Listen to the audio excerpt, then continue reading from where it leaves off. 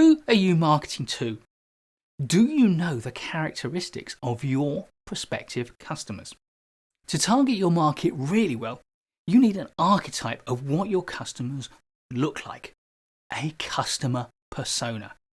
This is also sometimes known as a buyer persona or a marketing persona, or indeed a customer or buyer or marketing avatar. Persona is a Latin word, avatar is a Sanskrit word, but they both mean broadly the same thing and are used interchangeably, although in my experience, persona is more common. Whichever term you use, this is all about creating a character sketch of a typical member of a single marketing segment. If you do the detailed work it takes to characterize that representative individual, you have a guide for writing or producing any marketing materials. That way, you'll be speaking directly to your customer and your marketing is likely to be all the more successful.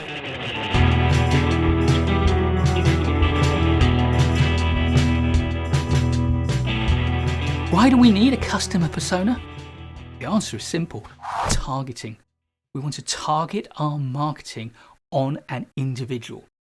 Marketing always works best when the people receive it feel like you are talking personally to them. And by creating a persona that matches their characteristics closely, and by writing to that individual, you create that personalization.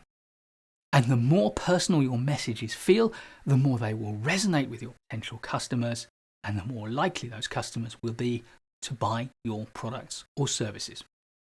So, to create a customer persona, you identify a typical individual customer from within a market segment. You then research that individual and write a profile of them.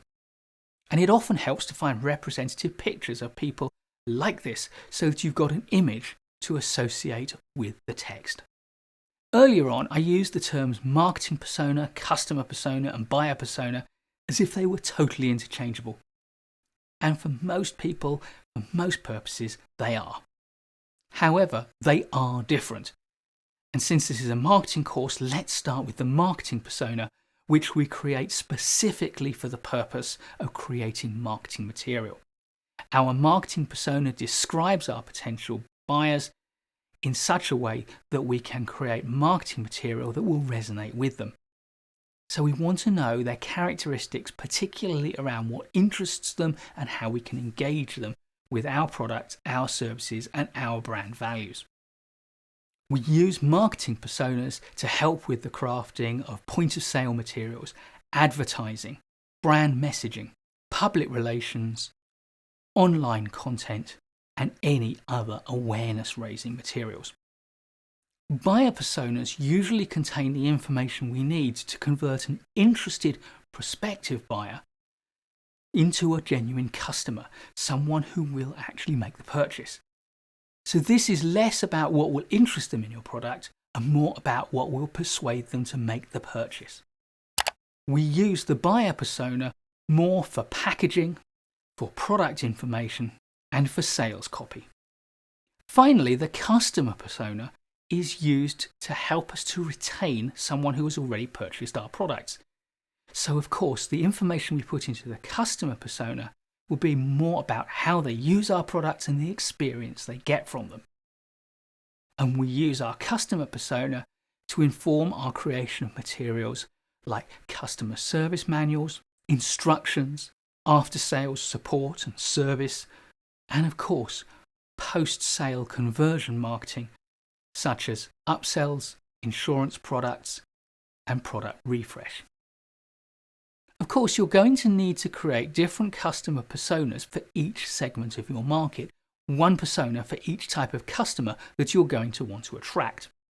The more precise you can be about each persona, the better you'll be able to craft your marketing and sales messages. So what are the characteristics you want to document in your customer, buyer, or marketing personas? Well, first there is demographic information. Simple things like age, gender, maybe even ethnicity. Certainly you're likely to include things like social group, location, educational level, computer literacy, family status, work skills and level of training, financial status, and income level.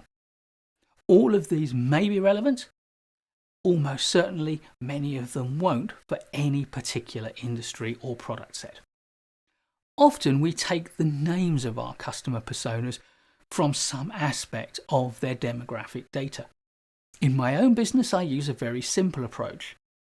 I look for people from my own background and experience who share many of the characteristics of one of the personas, and then I name the persona from their name. I don't use their name precisely because that would be rude, but I use elements of their name to name them. Then I'll look for a picture that looks broadly the way I would expect someone from that persona to look.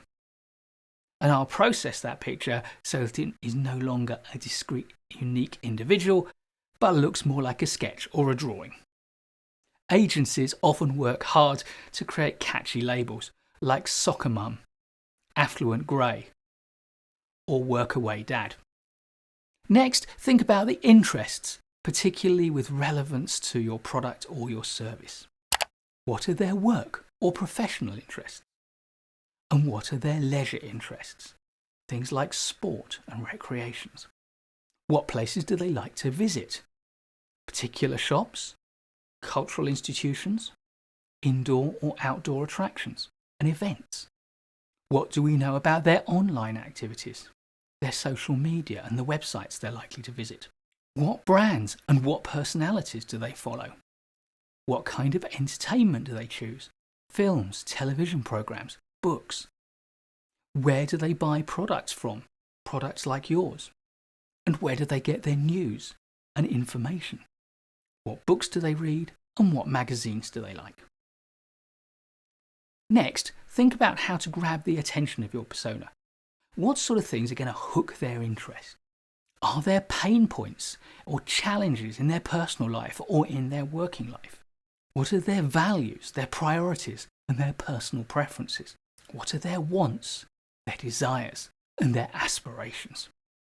What needs or requirements does their work or their personal lifestyle throw up for them? What are their frustrations? What are their problems? And what are their fears?